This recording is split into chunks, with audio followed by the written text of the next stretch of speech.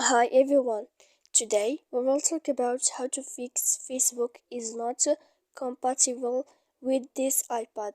To know how to fix or how to solve Facebook is not compatible with this iPad, you should just go to settings like this. You will click. After that, in this page you will go to apps, default apps, app settings. When you will see this list, you will go down to find the application of Facebook and you will enter. Then in this page you will go to click first stop.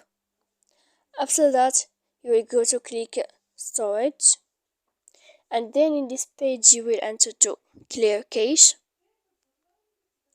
After that you will go to click here clear data, and after all that you can turn off your phone.